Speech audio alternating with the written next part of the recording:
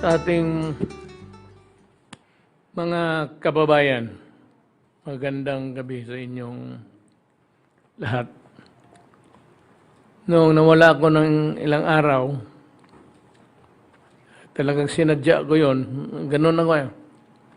Pagka kinakalkal mo ako, lalo akong, yung parang bata, pagka lalo mo akong kinakantsawan, mas lalo akong gagana. You know, the people must know that I am a resident of Davao City. I never pretended to be a resident of Sampaloc or Santa Ana. Sinabi ko ang may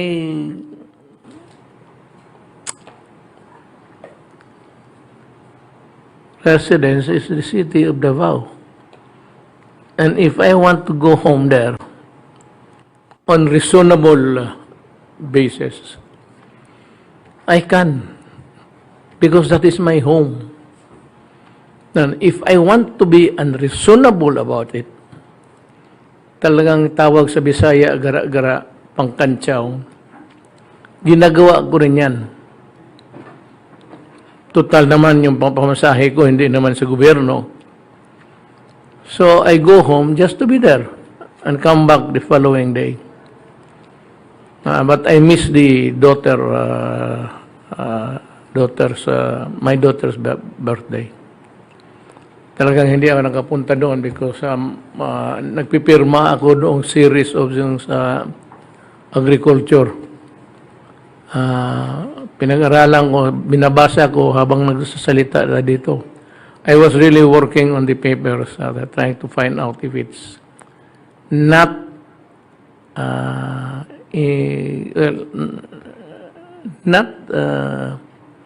in accordance with law.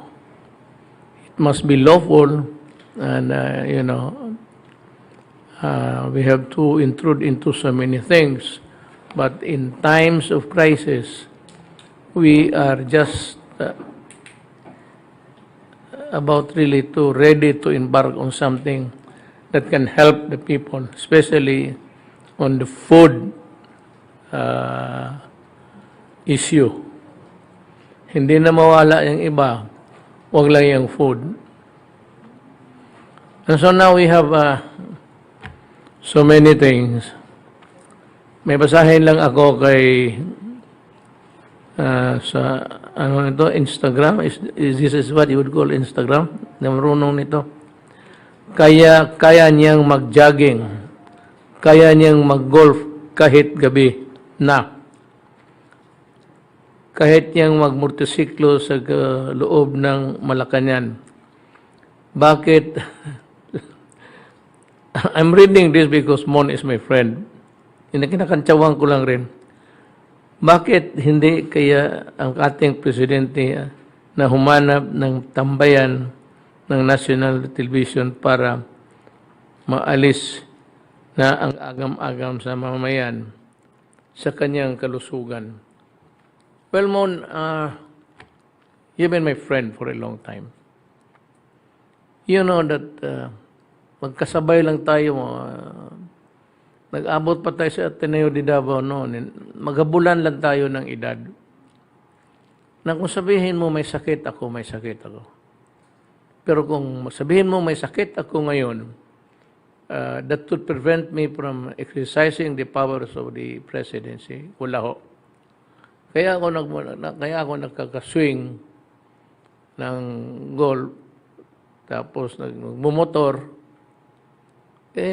kasi kaya ko pa. Now the problem is, you should look into the time I enjoy my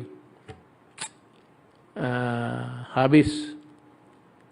Mon, gabi yun, alas 2 na madaling araw. Ano ba naman?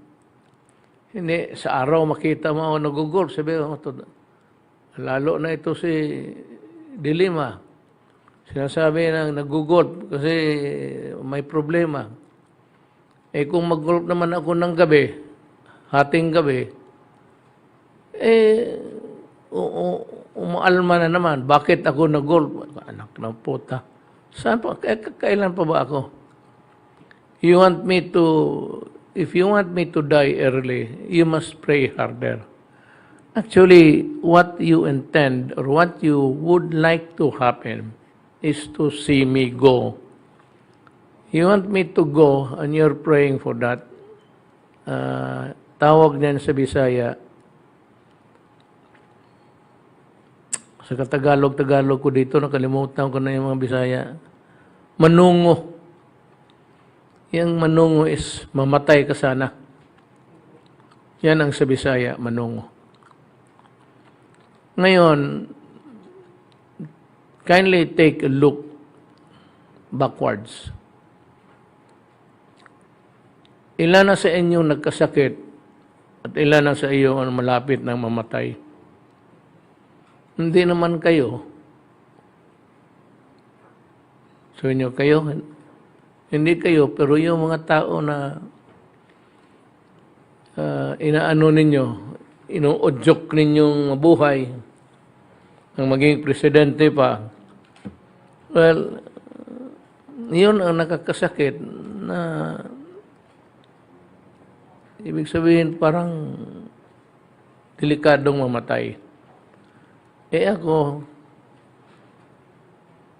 gusto ko talaga magmotor. Kaya ang bala ko, ang hating gabi, lalabas ako, pupunta ako doon sa tong super, yung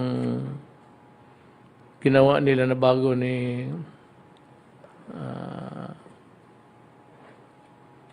si kanino ba ito? Well, I think it's the DPWH, the airports and all of the other governmental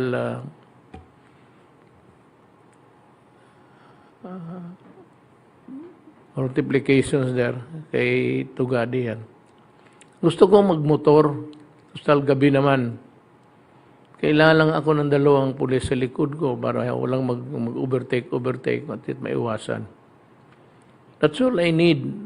I just want to ride. Hindi naman masama yung and to ride at 2 o'clock in the morning, that is not taking the people's time.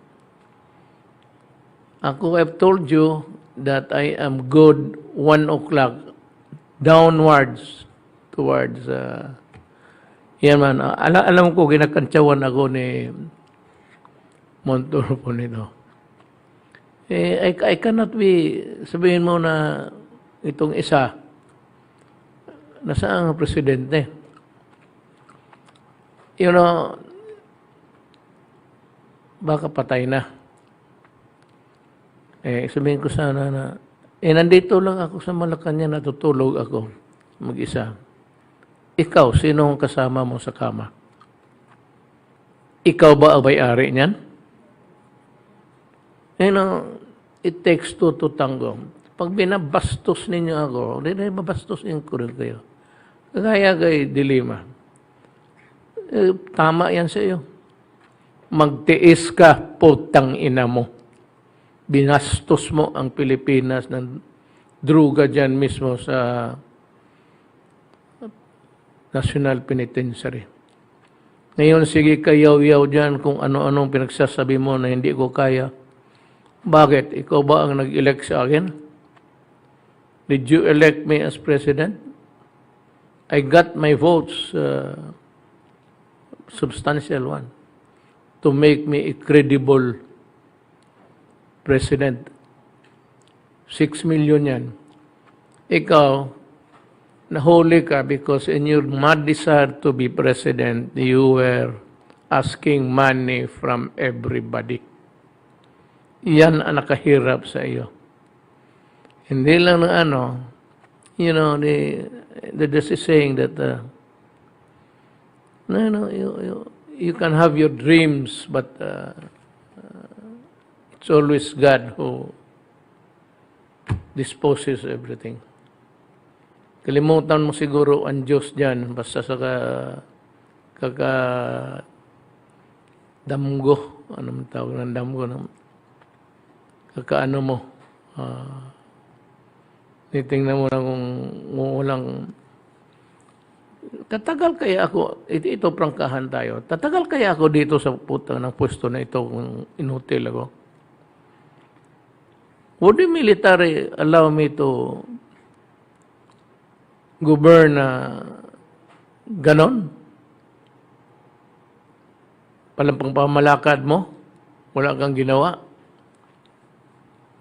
Yeah, that's medyo hindi maganda yan. Kaya when you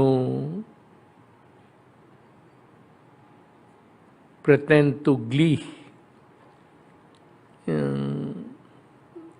ano siya, maligaya. Sige lang, sabi ko. Total, nagtitiis ka eh. Kami dito, we're enjoying the times of our lives, Singing sometimes, singing, laughing. Ikaw, nasa prisuhan, magtiis ka. Putang ina mo. Ginawa mo talaga yan. Huwag mong sabihin hindi mo ginawa. Ginawa mo yan. Remember, I was still mayor. You were criticizing me. Laala mo, criticizing me about human rights. Ang sinabi ko sa iyo, you better look into your own backyard. Ibig sabihin, at panahon na yon, ikaw ang I think you were sa secretary na. Ginawa mo yan eh. Ganon ka lang, you are fighting with ferocity. Like a wounded animal na, alam mo, ganon eh. Ang totoo niyan, kagawaan mo talaga yan. Sinabi ko noon, look at your own backyard. As early, so, if bright ka, kung bright ka, ma'am, it would have tell you that at that time, I already knew. Kasi, hindi lang ako ang nasa national. Marami ang katao na dumaan dito sa national na sa tulong ng tatay ko noon. My father was a cabinet secretary. May natulungan rin siya dito sa mga pwesto. Kaya at noon pa alam ko na naglalaro ka. Kung kaya lang walang maniwala, kaya tinatiming talaga namin. But at the end, had no recourse but to file a case against you. Not me, but government. So, yun yung sa iyo. Pero itong kay, anong halatang halata kayo, this Laila de Lima, stop covering for what? For what crime? For what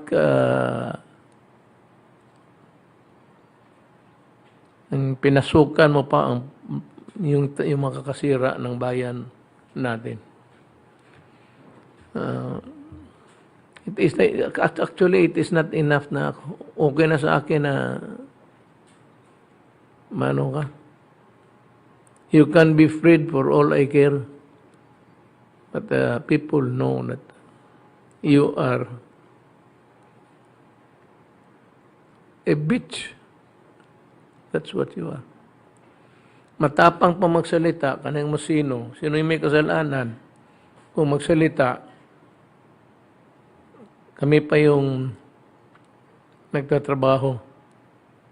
Galit ka lang kasi naging presidente ako. Galit ka lang kasi ako may ginawa ako sa bayan. Galit ka lang kasi ako, hindi ako pumayag na itong bayan ko pupunta sa aso. Galit ako kasi ang mga anak natin Hindi ako papayag na magiging narco state tayo.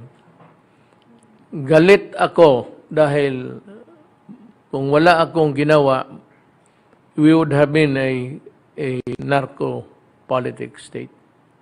Hindi mo kaya yan. Yung ginawa ko, hindi mo kaya. Sa totoo lang. Hindi mo kaya.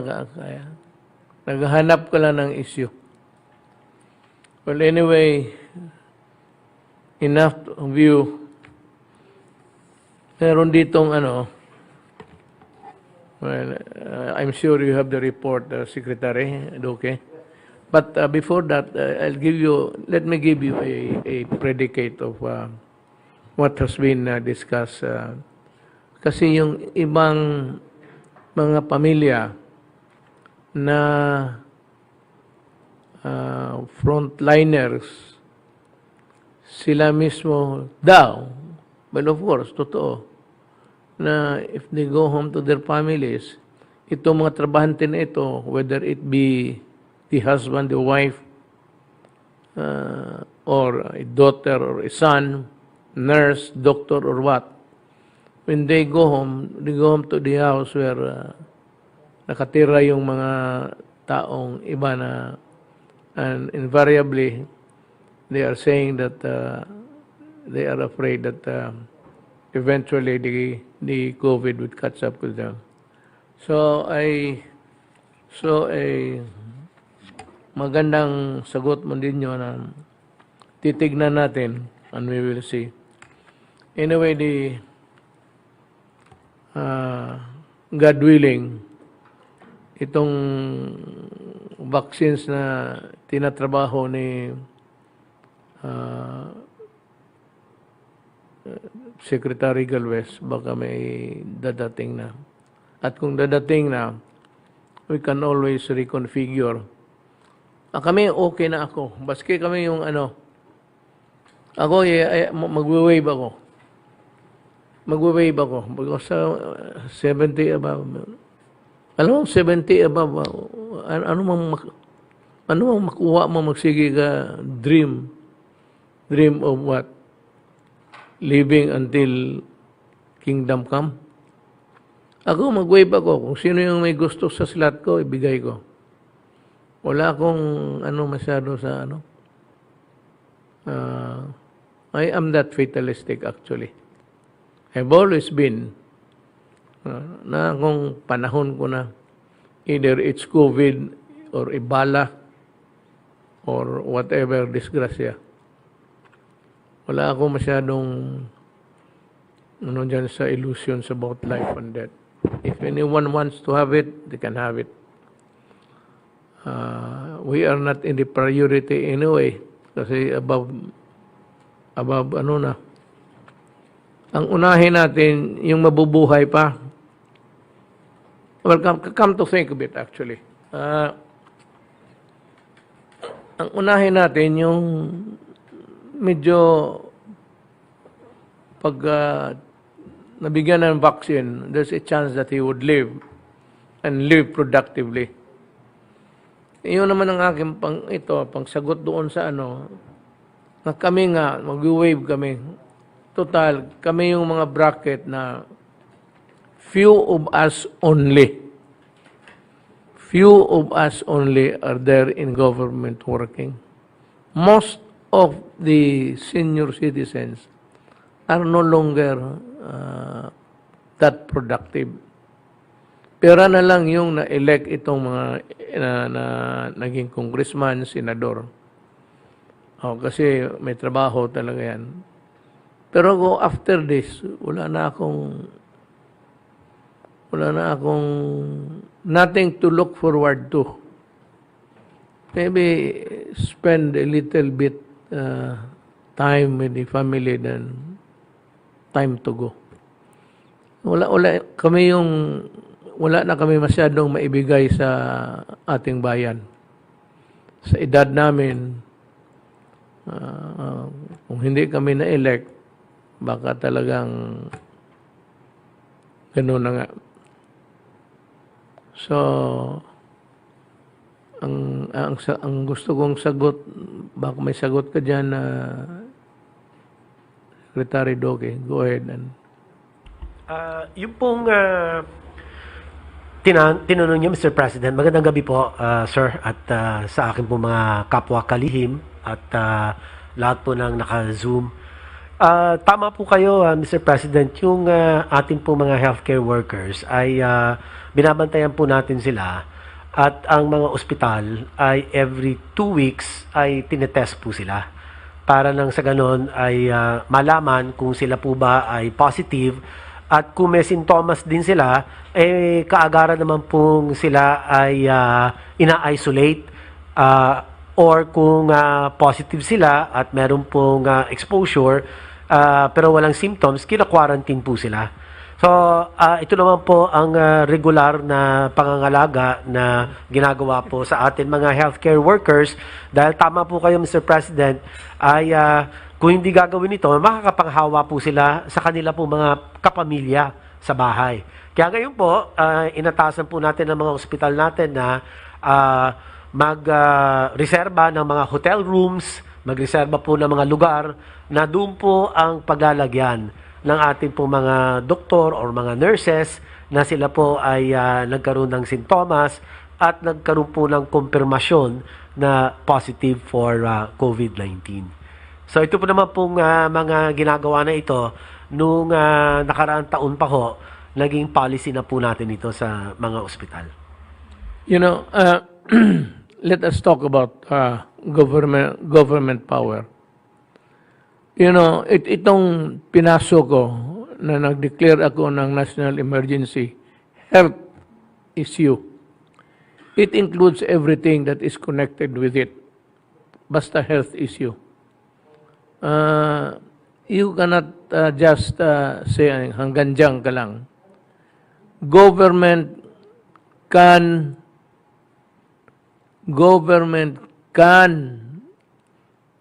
expropriate yung mga hotels, motels, whatever, kung kulang ang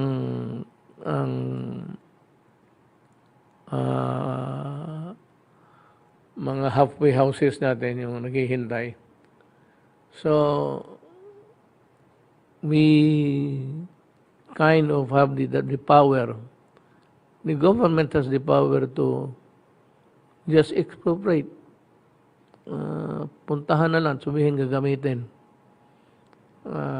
Huwag naman siguro yung mamahalin ng hotel. Yung ano lang. But do not be afraid actually, my countrymen, that magkulang tayo. Magkulang tayo sa medisina. Nagkulang tayo sa vaccine. Yung problema na yan, hindi lang atin. Ng problema na yan hanggang sa buong daigdig yan. Pinapalabas lang nito nila dilema na walang magawa. Na wala naman talagang silang magawa. Kaya nga ko siguro kung tinamaan ka ng COVID dilema, sabihin ko sa iyo, okay lang yan. Kasi ikaw, kung anong pinagsasabi mo, yung COVID na yan, hindi yan atin. Remember, right at the beginning, I was already delivering a very solemn speech na there's something coming our way. It's a microbe, it's a virus, and eventually it would lead to our shores. We must be prepared for this because sabi nila, this can be another pandemic. And true to form, ito na nga, pandemic nga ang lumabas. So, noon pa sinasabi ko na, walang gamot ito. Ang gamot nito, yung katarantaduhan ni Lima and the others, who are now harping on government for something which is not there. Baski ano kung I can call to the heavens and God to come, God give us the magic wand, the magic bullet. Wala yan. Meron pero kulang. Na just the same, at pag-umpisa pa lang natin, sinabi ko na sa inyo, agawan ito. Tayo mahirap lang, so tayo talaga ang last nito. Ibig sabihin, those who have the money will get it first. And those who have the countries who manufacture the vaccine first will have the first supply for their own. Wala tayong magawa niyan. Kung tatakbo man ito ng ilang taon, it could run until heaven. Ito ang ano nila. It could run until heaven's time. Ibig sabihin, panahon ng mamatay lahat. Wala talaga tayong magawa. So, yan ang I hope that we have answered your questions. Charles, you have a report? Can give us also yung sa bakuna. Mr. President, Senator Bongo, fellow cabinet members, mga kababayan ko, magandang gabi po sa inyong lahat. At ngayon pong gabi ay magkakaroon po tayo ng update sa ating current COVID response and vaccine rollout. Mr. President, sasama ko na po yung COVID response kasi tumataas po ang kaso po natin at sa pamumuno po ni Secretary Duque, marami po kaming ginagawa po ngayon para mag-increase ang ating mga bed capacity po. With your permission, Mr. President.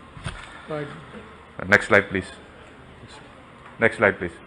Sir, ang i-discuss po natin po ngayon, mahal na Presidente, ay yung government current trust during our ECQ at saka yung MECQ control. So, ginagawa po natin ito nung nagkaroon tayo ng ECQ in order to increase our capacity. And then, bibigyan po din natin na update ang ating mamamayan sa rollout and deliveries and yung short presentation ng private sector contribution. Kasi yung private sector po, nagko-contribute po sila para ma-expand po yung capacity ng mga hospital. At the same time, tutulungan po tayo sa pagbabakuna.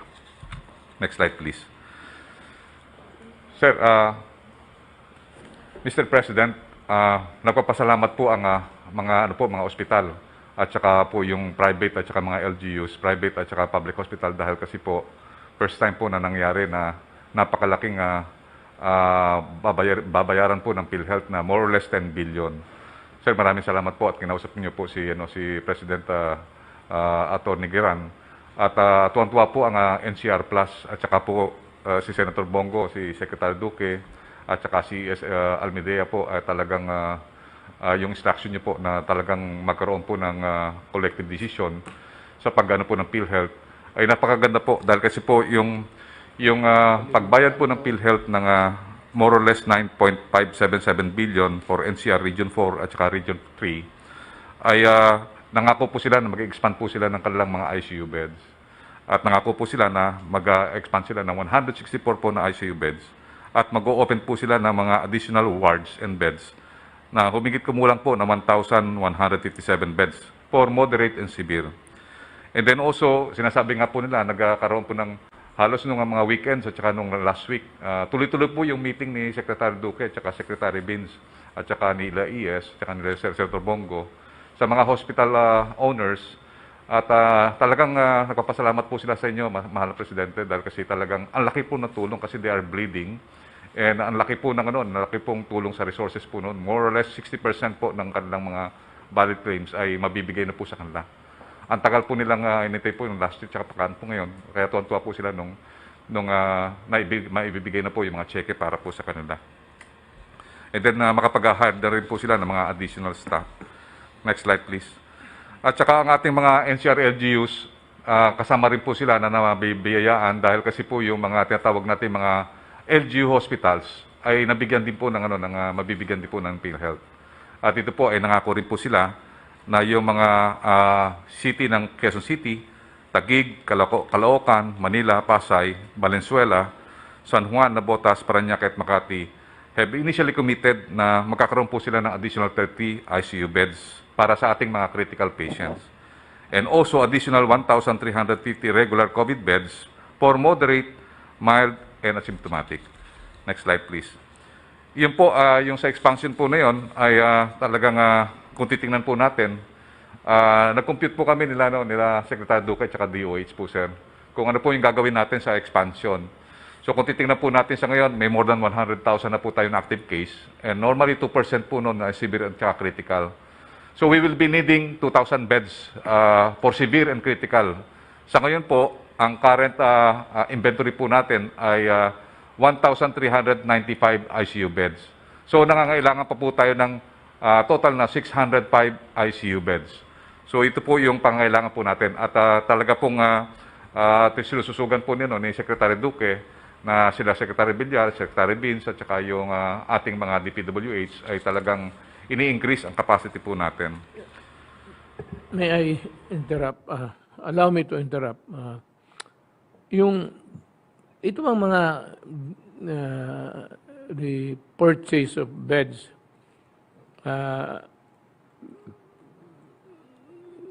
gawa ito ng is this the one that is the money being used is sa PhilHealth? For government beds po, meron po silang budget para po sa mga kama.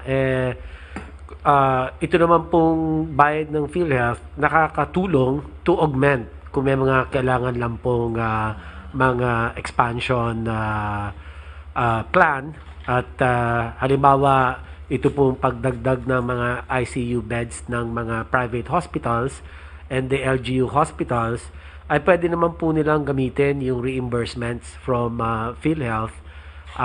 Kaya malaking pong tulong ang inyo pong naging desisyon na magbayad po kaagad ang PhilHealth. Initially 60% ng kanilang outstanding claims starting March 2020 to April 2021. Yung po mga government hospitals, Mr. President, meron naman po sila mga nakalaan na budget for procurement of iba capital outlay. So ito po ang isa sa mga pinagbabudgetan po ng ating gobyerno para po sa kanilang mga kama.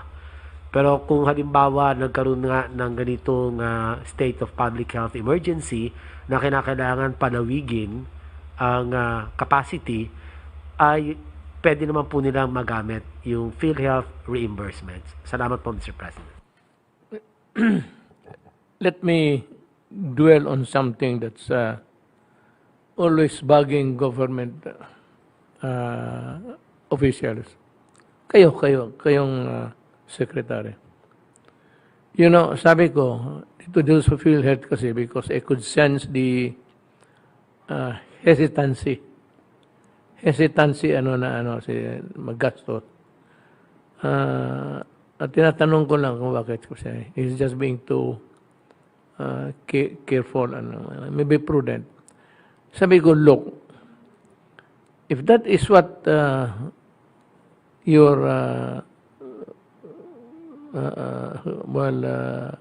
style of managing the affairs, sabi ko, hindi talaga tayo magkaroon ng himaya nito. Kasi, ang alleluia. Kasi I sense that medyo careful lang rin si... Now, I am addressing my problem, my advice to all of you. Basta ginagawa lang ninyo para sa bayan at maglagay kayo ng demarcation line doon sa panahon kayo ang manutok over. Tapos magsabi kayo, sige dito ako mag-umpisa. Tapos gawain mo trabaho mo. Do not be afraid to spend money because that is really it's intended to be spent. Yan ang gastos niyan. Kaya nilalagay natin yan sa budget tapos para gastusin.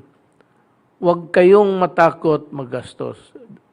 Just follow rules. Madali lang man talaga yan. Just, alam mo, pag ganito, unless it is one of those exempted from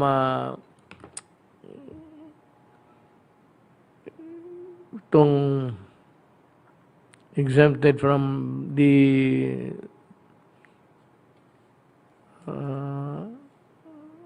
ano nito, nakalimutan ko na tuloy itong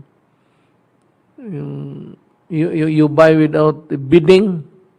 Is there a word for it again? Negotiated procurement po, Mr. President. Negotiated. Negotiated procurement. Well, if that is needed, actually, negotiate, that's the word. Negotiated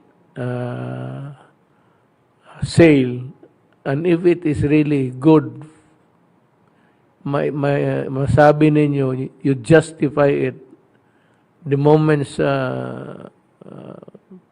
pagbili ninyo. Huwag kayong matakot maggastos. Nandyan ako sa likod ninyo. And I will vouch for you if the transaction is legal and right. But if it is wrong and there's money involved, ay putang ina, magkakagano tayo dyan. Pero huwag kayong gumastos na, gastusin ninyo yung kailangan ninyo. At just be, you might want to address your letter to me. Mr. President, I'm buying this because we need this. Mr. President, I'm buying this because we're always at the receiving end of criticism that we do not have it. So you are buying it in advance.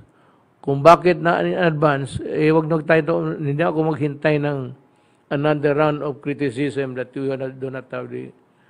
So if the pandemic is there and the beds are intended to be rolled out whether as sale or sabi ko kay Giran, huwag kang magtipid. Hindi ito panahon sa tipid. Ilarga mo lahat yan na kailangan ng tao. Baski hindi pa kailangan, lagay mo lang dyan. Total, aabot rin yan. Na ngayon, pagdating ng panahon, bakit ka nagbili ka ng sobra? Bakit? Is there a way of knowing how many or how few ang tamaan ng COVID ngayon? Sir, can we continue po, sir? Sir, actually, sir, ito, sir, namin, yung projection, sir, natin, 2%. Immediate po ito, sir. Pero yung legacy natin, sir, na talagang i-prepare natin yung ating healthcare facilities. Meron din kaming projection, sir, ng 5%. So, initially, ang sir, natin, for the purpose of preparing our healthcare facility during MECQ, ito po, sir, target natin 600 immediate. Pero ang sir, natin, kailangan dagdagan talaga po natin para maging resilient tayo. Mga 2,000 ICU beds po talaga. Dagdagan mo. Opo. May mo na. Pero sa ngayon po, sir, ito muna ang target po namin dahil kasi marami pong requirements sir, sa mga tinatawag nating medical staff. Next slide, please. Sir, ito, sir, ang ginagawa, sir, namin ngayon sa Sec Duque, Sec Beans, at saka lahat ng sir, natin, isolation SAR, si Sec Villar, and also yung DepEd, tumutulong na rin po. So ito po, isa-isa po namin non-line item po, Mr. President. So una po, sir, yung 110 beds na ibigay na po natin. Si Senator Bongo po ang nag-turnover doon sa Quezon Institute. And then meron tayong inano po ngayon, kahapangina, si Yusek Vega po, sir, ini-expect niya na po yung National Center for Mental Health. Meron po tayong available na 960 beds na pwede pong gamitin for COVID. So available na po yon. And then si Mr. Dante ang Manila Times, nag-volunteer po siya, meron siyang 300 beds. And then also sa New Clark City, meron pong another 165 beds. And then sa iba makapag-termina, meron 200 beds. And then sa Bataan Port, and then also yung yung inyong directive sa amin na huwag natin pababayaan ang healthcare workers ng ating mga big hospitals. So nag-produce din po tayo ng 200 Haiti hotel beds para po sa PGH, East Avenue, NKTI Kidney at saka yung lung center. And then ginagawa na po natin ngayon ang DPWH na malapit na po matapos po yan, yung 20 dialysis beds doon sa NKTI care of DPWH. And also meron din po tayo na baka ma-inaugurate din po natin na this coming May, yung 88 beds ng modular hospital sa lung center of the Philippines.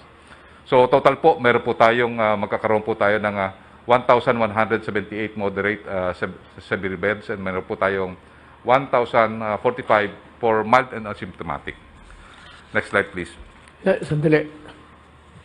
Sa karami na ngayon, sa karaming kama na naibili mo, magkasya yan sa ospital? Sir, actually, sir, yung mga, ito yung tinatawag nating mga allocation of beds. Meaning, kasama po ang room, kasama po yung tinatawag na mga facility. Ano na yun? Opo, pagka po sinabing bed, kasama po yung mga monitors, lahat po yun, sir, tsaka mga staff. Taken into account. Yes, sir. Kung magkasano, sistema na po yun, pagka beds, may kasama po ng mga system po yun, wards. Isang tanong ko po, yung modular, for a certain hospital, in Quezon City or labor hospital or something, if they run out of space in the hospital, you can go to modular. Sir, actually, sir, yung tiningnan po namin ni Senator Bongo at saka ni Secretary Duque po, sir, ang ganda po, sir, ng ginawa ng DPWH. May sarili siyang piping at tubings na po ng mga oxygen. At saka maganda po yun, parang 5 building. Iba-ibang klase, meron pang severe, may moderate, at saka pang bed down. So that it goes without saying that the thing that the modular thing being made by DPWH is quite good. Why don't you make it a standard for all? Sir, actually po, sir, yun ang ginagawa po, sir, ngayon ng sir. 45 days lang po yun, sir. Actually, kayang-kaya po nila. Kaya yung, sabi nga po ng DPWH Secretary Villar, yung lahat ng ospital na mayroong space, we can make 88 beds to 110 beds. So, yun po ang ginagawa po natin ngayon. Sa lung center po, ginagawa po natin. And then, kasama po rin po, Mr. President, may kasamang dormitory rin po yun ng mga nurses. Naka-incorporate na po yun, Mr. President. So maganda po yung yung project po ng DOH at saka yung ating DPWH na talagang pinakombine po natin. Ang ganda, sir, ng nakita po namin talaga may isang CR sa isang room. At saka meron po mga tubings na po na talagang may pang-oxygen at saka mga critical. Nandun rin po yung high flow nasal cannula at saka meron tayong mga ventilators po na pwede po doon. Magaling po si Yusek Vega kasi alam natin na siya yung parang nagano po ng SPMC. Sila po ang mga gumawa ng design at saka kasama po ang DPWH. So parang sa hospital administration, alam na po yung mga kailangan at saka yung modules at saka parang napakaganda po at saka mabilis ang paggawa po ng mga modular na po. Kaya po iyan po natin to, magiging model na po ito sa mga lahat ng hospital po natin nationwide. And even tumawag rin po ang St. Luke's, gusto na rin po nilang paggawa ng modular kasi nauubusan na po sila ng mga beds. Yun po ang gagawin po namin na Mr. President, with the direction of Senator Bongo as our... How many modular beds have you produced at this time? Sa ngayon po, sir, ang mga modular beds natin na produce, yung doon sa QI Institute, 110. And then meron din po tayo mga modular bed na ginawa po sa sir? Yung ginawa po sir sa Quezon City Circle. And then may mga dormitories po tayong ginawa na napakaganda po, sir, ng mga pictures po na nandito po. At saka nakikita po natin talaga na ito po napaka-comfortable po ang mga pasyente po dito. Nakita po talaga namin ni Secretary Duque na ito po talaga parang state of the art na napakabilis gawin. Parang kung sabihin po natin na hindi na po uso yung tent. Ito na po yung kasi yung tent. Konting hangin lang po at saka inuulan po. Ito po, maganda po ito. Maganda po ito po, sir. Pero tuwa po kami kay Secretary Villar kasi nakagawa sila ng model na napakaganda po. I think one of the few countries that have thought of that actually. The use of containers has been there. Yes, sir. for yung an office, an extension office far from the construction site. Yung mga ganon. But to construct the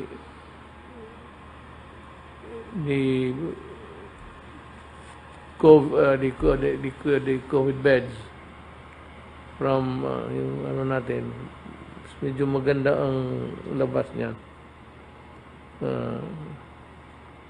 Bakit kayo nakalinya dyan?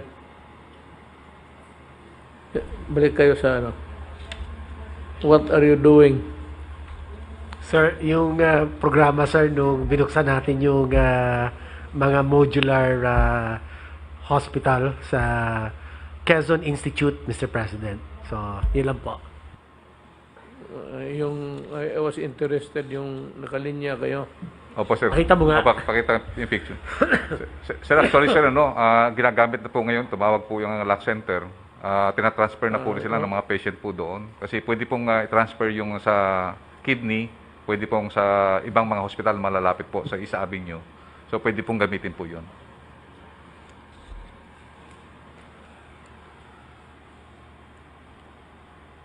Kay Rolly ako. Tapos ka na? Not yet? Yes, sir. Sorry, sir. Say, go ahead.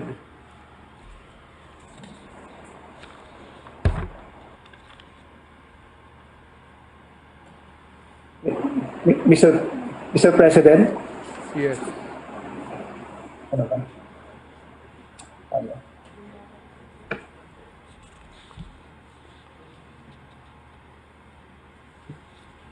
Mr. President, Senator Bongo, and other members of the Cabinet, magandang gabi po.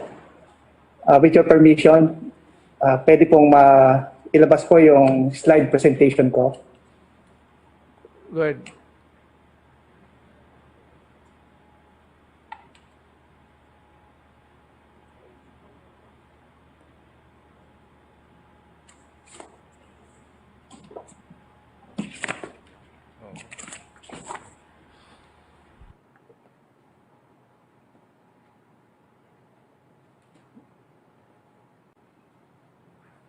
Secretariat, can you show my slides?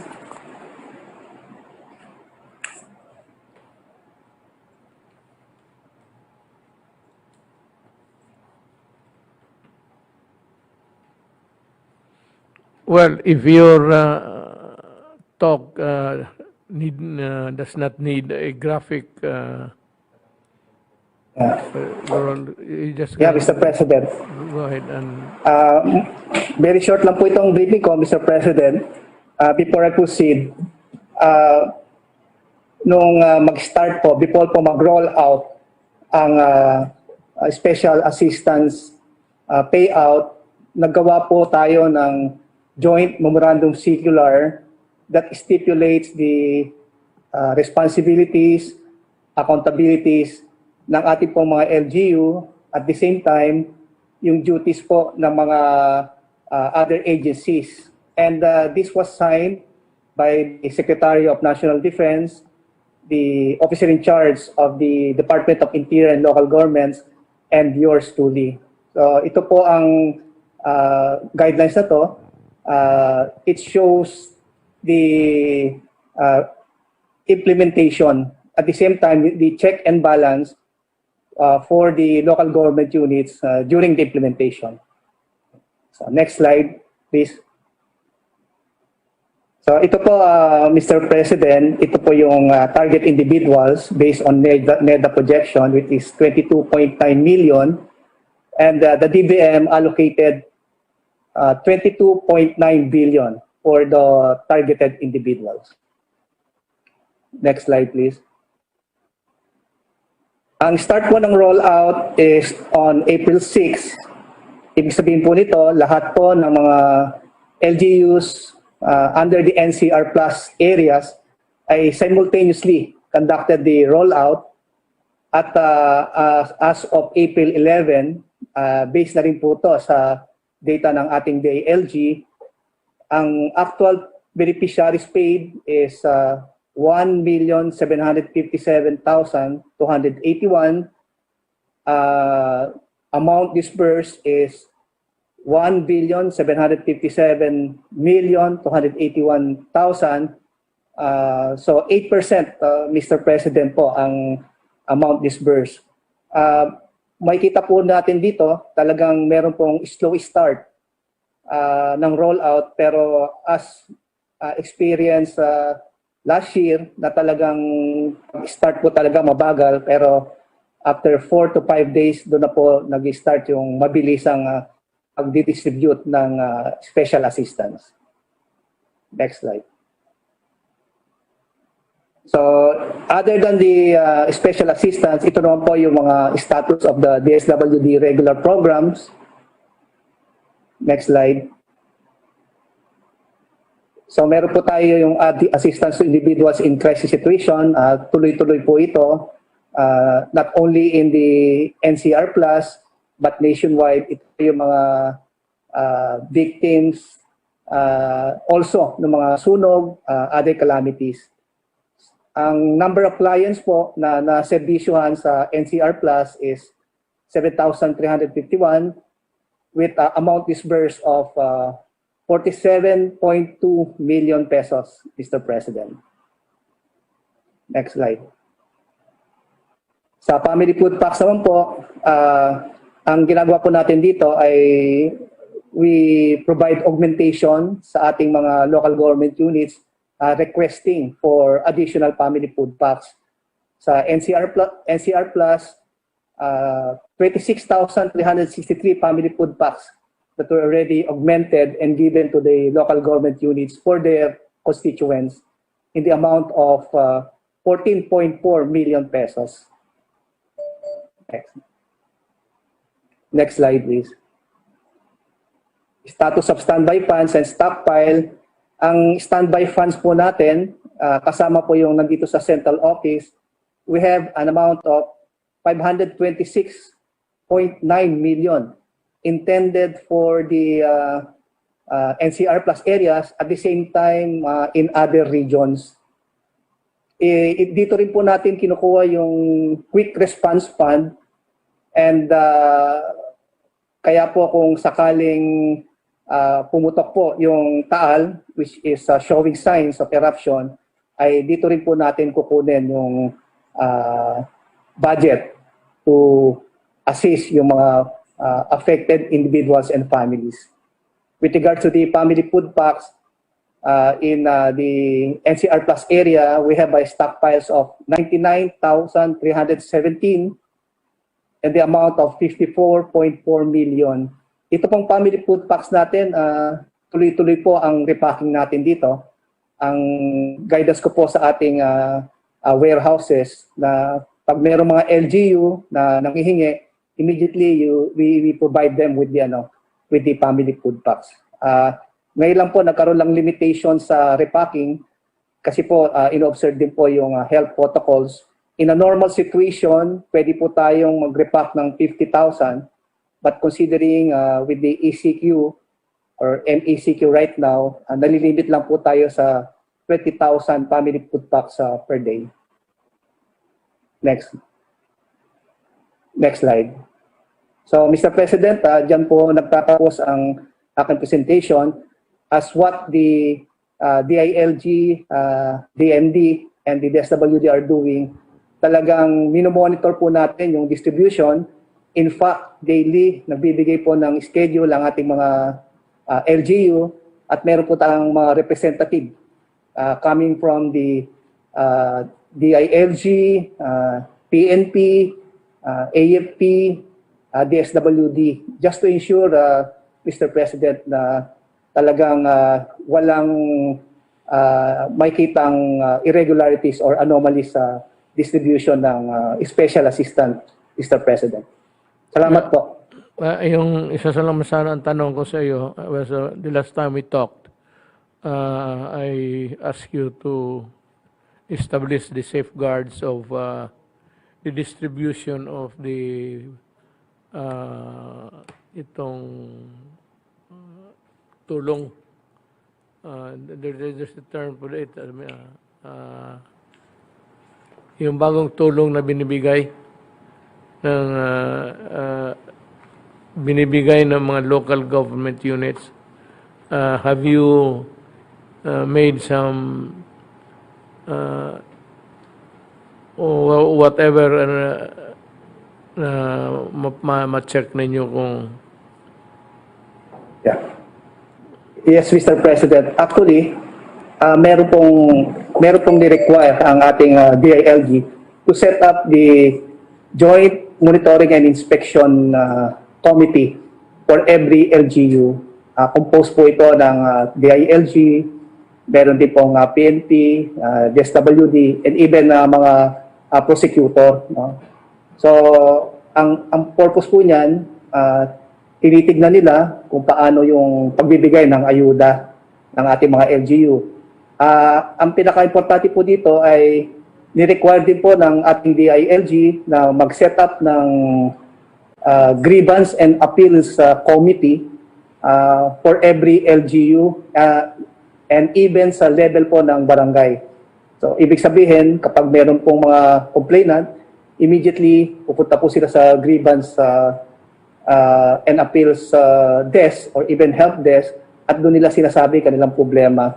May mga nakakarating po sa amin na if in case may mga complaint, yung dating naging arrangement po natin sa DILG ay in-inform natin ng DILG, and ng DILG, they conduct the investigation and file appropriate case once na substantiated ang evidence doon sa allegedly na local government officials or any officials of the LGU na nag-commit ng irregularity sa Mr. President. that was really the whole thing that I was asking is how the DILG is putting up barriers against corruption. Nasagot mo naman, so thank you very much.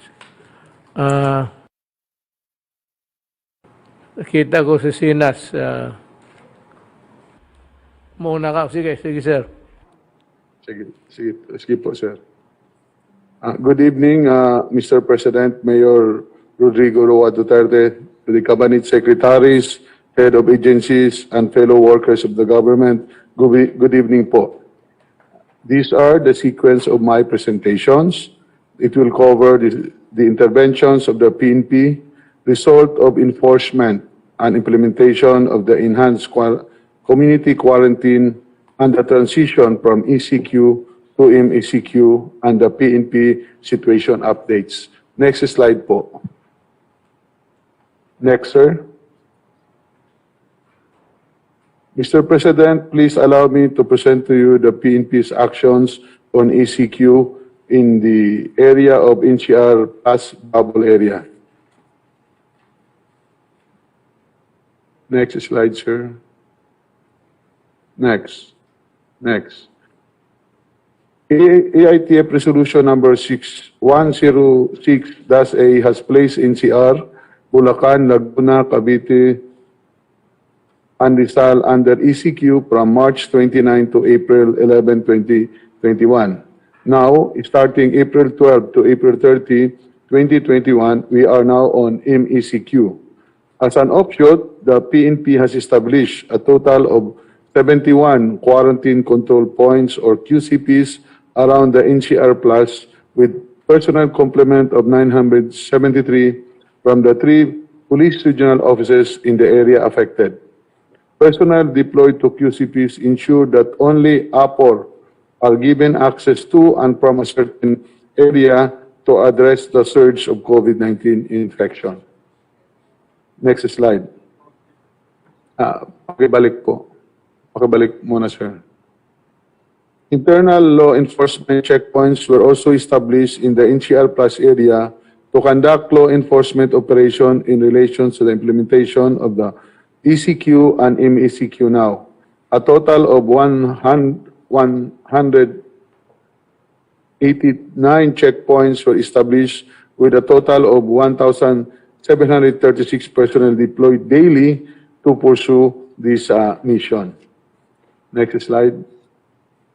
Aside from the deploying personnel to man QCPs and law enforcement checkpoints, the PNP also dispatched social distance patroller equipped with yantoks in places of public convergence such as market, transport terminal, to enforce physical distancing, a 1 meter distance between persons, and other related safety protocols aimed at further ensuring compliance to the minimum public health standard. Next slide. In compliance with the DILG, DSWD, and DND Joint Memorandum Circular Number 1, Series of 2021, or the Joint Implementing Guidelines for the Distribution of Financial Assistance to NCR Plus under ECQ, the PNP has also deployed a total of 1,860 personnel during the distribution of ayuda to secure the LGU and DSW personnel and to maintain the safety and order in area where the ayuda are being distributed. Next slide. Next slide. Next, sir. To ensure public safety and security during the implementation of the PNP COVID-19 deployment and vaccination plan, and in compliance with the PNP National Deployment and Vaccination Plan Caduceus, we have deployed a total of 14,942 personnel all over the country to provide security during the transport of the Sinovac and AstraZeneca vaccines. We have also implemented the Libreng Sakay program, utilizing, next slide please, utilizing all available vehicles to ferry stranded essential workers and APOR from their place of work to the designated drop-off areas. To date, we have accommodated a total of 31,000 individuals, employing 7,300 PNP personnel and 2,889 vehicles nationwide. I must congratulate you for this. Thank you for that. I'll reserve my comments later. Go ahead. Next slide, sir. The next slide will show the result of our enforcement operation during the ECQ from March 29 to April 11, 2021. Next slide. As of April 12, 2021, a total of 52,745 cases were recorded from the start of the implementation of ECQ. The most violated public health standard is the non-wearing of face shields, with a total of 26,939 violations, or 51.1%, followed by non-wearing of face masks with 14,122 cases, or 26.8%. 341 of violations on mass gatherings were recorded, while 4,720 cases were recorded for violation on social physical distancing. 6,600 cases were recorded on the violations of RA 1132 or the mandatory reporting of notable disease and health events of Public Health Concern Act. Likewise, next slide. The implementation of the unified curfew in the bubble area recorded a total of 38,715 personnel accosted. Said violators were either warned, involving 22,000 cases, fined 14,274 cases, while 1,483 of them were recommended for community service. Most of these violations, representing 31,168 or 80.5%, occurred in NCR. Next slide. Transition from ECQ to MECQ. Next. In view of the MECQ classification of NCR bubble for the next 2 weeks starting today, herewith are the adjustments to be made by PNP, particularly NCRPO, Pro 4A and Pro 3 supported by Highway Patrol Group, Maritime and ABSI Group, and augmentation from the AAP, Philippine Coast Guard, and BAP. First, we will maintain the present QCP and law enforcement checkpoints with an instruction to be flexible but firm when the need arises. We will expand the travel window time to 3 hours at QCP along economic highways to allow essential workers and permit employees to pass through QCPs without the need for vehicle inspection. Conduct of the regular risk assessment and hot spotting. Commanders or police station down to the municipalities in the bubble area are tasked to determine high-risk socio-economic activities to the barangay levels to determine the possible lockdown and to focus deployment of personnel in areas in coordination with LGUs and other concerned government agencies. 4. Sustain the conduct of pre-deployment briefing to all personnel prior to the deployment to the QCP for their situational awareness and updates on MECQ guidelines. Personnel who are deployed during the ECQ period will undergo RT-PCR tests in coordination with the PNP Health Service. And lastly, maximize the use of strategic communication on pertinent issues. Yes, sir. Salamat. Can I... Yes, sir. Sino po bang wala? You have something to report. The ALG.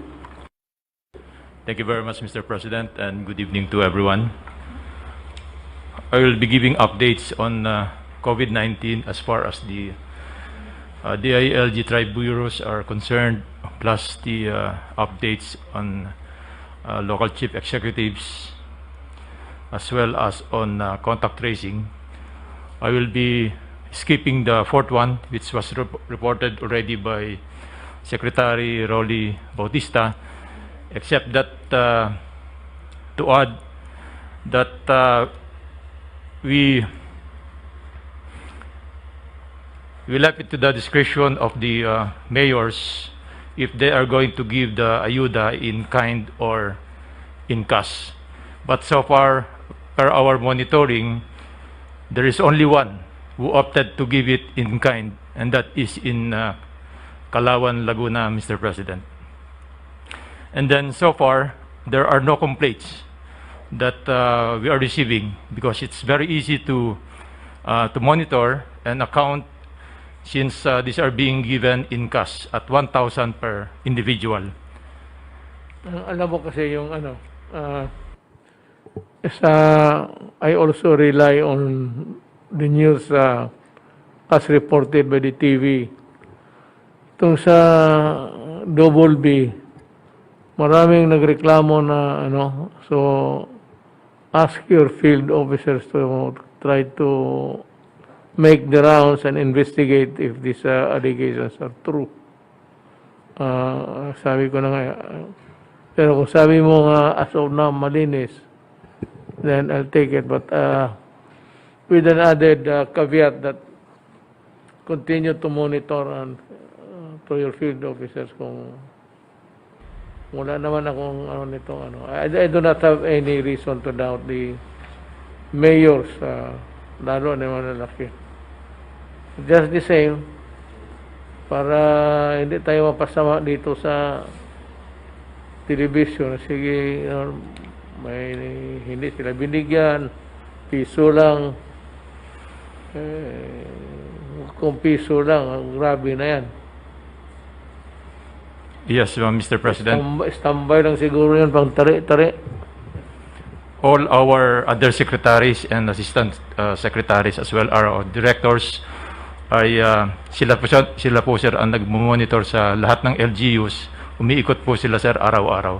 And so far wala kami sir natanggap na complaints. Yes sir. May isa pa pala dito, and the most important actually is si Attorney Domingo Paniero. Doktor? Napalagi ako magkamali, sabi ko Paniero, doktor. Doktor pala. Yes, sir. Alam mo, may gusto ko sana mag-usap natin, dalawa lang.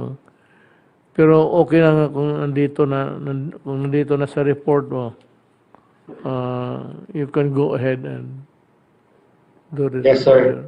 Apo, maiksi lang naman po on the status of mga vaccines at saka gamot. Meron po tayong konting presentation. Yan. Next slide, please. Yun pong mga bakuna po natin sa ngayon, meron po tayong, yung next slide po. So ito po yung status po ng mga nag-apply po sa atin tsaka mga inaasahan po nating mag-apply ng mga vaccines for emergency use authorization. Ang nag-grant na po natin yung unang nag-apply sa atin na 4. Ito po yung Pfizer, yung AstraZeneca, yun pong Sinovac at yung pinakauli po yung Sputnik, yung Gamaleya. Meron pa 5 po tayo na application from India, yung Bharat Biotech. Meron pa po silang kulang sa atin na kailangan i-submit na proof of good manufacturing practice. Pero malapit na rin pong matapos yun basta makumpleto lang po nila yung kanilang mga requirement. Noong pong March 31, right before Holy Week, sir, nag-apply na rin po yung Janssen, yung Johnson & Johnson. Ito po ay isang one dose lang po binibigay. Meron na po itong EUA sa US, sa Europe, sa Canada, Switzerland, at saka sa WHO po na emergency use listing. So ito po ang ongoing evaluation natin and we hope to finish all of this po within the week. Pagkatapos po, ang hindi pa tayo po malinaw, yung Sinopharm, meron pong sumulat sa amin na gusto mag-apply pero nung hiningan po namin ng requirements, hindi pa po nila binibigay and we're still waiting for that. Yun naman pong Moderna, tinatanong po namin, fina-follow up po namin yung application nila. Ang sabi po, kino-complete pa nila yung kanila pong documents and that the local partner will submit hopefully po this week. Yung Moderna, meron na rin po yung EUA sa US tsaka sa European Union. So hindi naman po tayo matatagalan sa pag-evaluate po niyan. Medyo nagbabasa-basa na nga po tayo yung ating mga evaluators kahit wala pa pong submission. And then yung last po na ina-expect natin, probably po ito baka after the second quarter pa mag-a-apply yung pong Novavax. Ito po ay wala pang EUA kahit sa ibang bansa at mukhang mga June pa po yata, May or June pa sila mag-a-apply. So possible po sa atin towards the later part of the year pa. So ang hinihintay po talaga natin na mag-apply ay yung Moderna. Next slide please.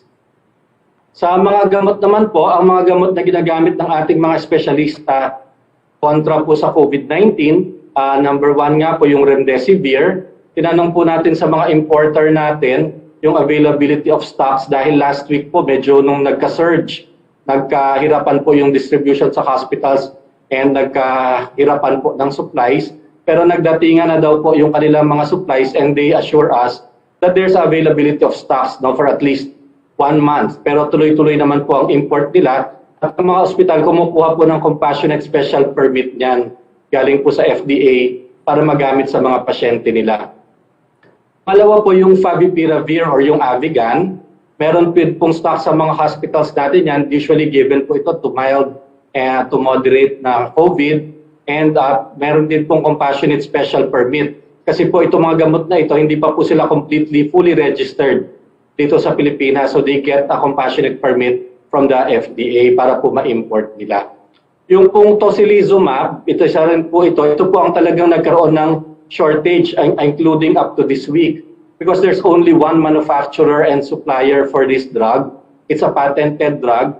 At although ang magandang balita naman po, kanina nag-email na yung supplier nito at may padating na po daw sila na 5,000 doses sa Pilipinas this week. So this will be distributed to the hospitals. This is a registered drug. So wala pong problema ito, meron po itong CPR. Ngayon po yung pinapareport din po nyo yung ivermectin.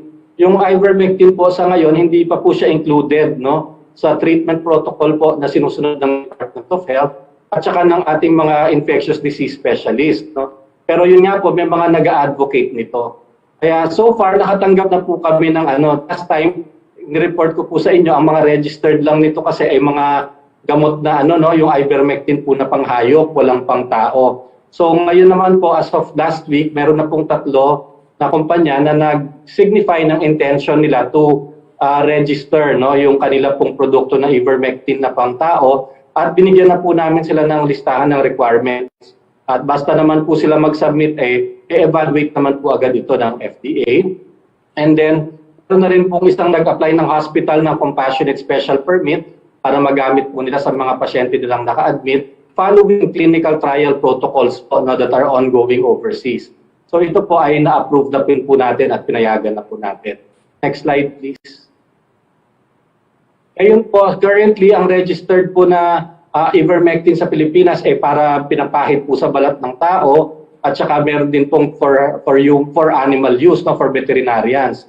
Pero meron pong mga pharmacy sa Pilipinas na licensed pharmacy na meron po silang permit to do what we call compounding. Yung tinitimpla po nila yung gamot at ginagawan lang capsule pag may prescription ang isang pasyente.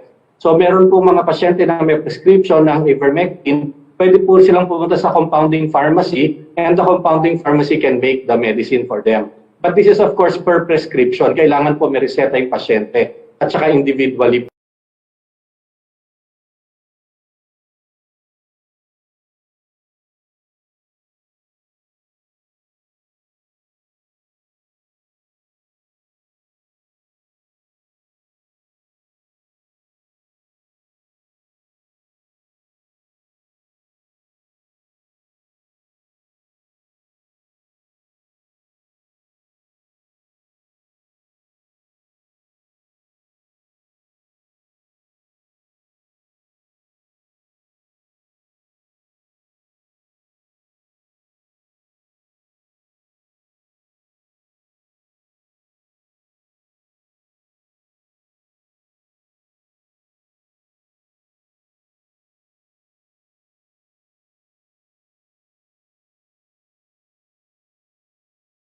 Marie, Dennis Marie Mercado, Administrative Aid 3.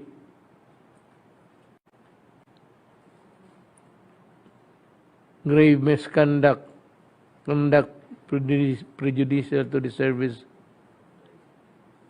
Babae ito.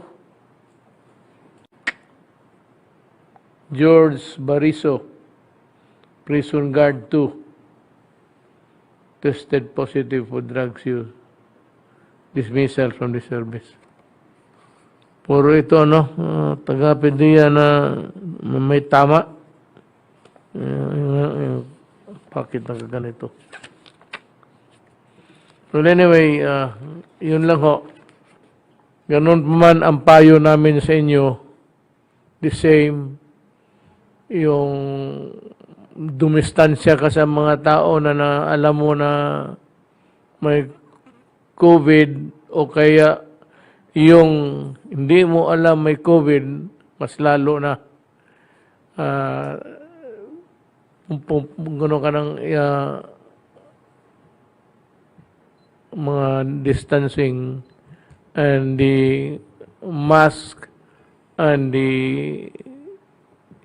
itong sa face mask at yung sa covering, face cover. Those are the things that would really greatly help you in your quest for a healthy life. At this time, that is really a must for everybody. So mga kaibigan ko, kailangan ninyong maniwala. Hindi dahil sa gusto namin na may MECQ kayo, ECQ kayo o i-presuhin kayo lahat.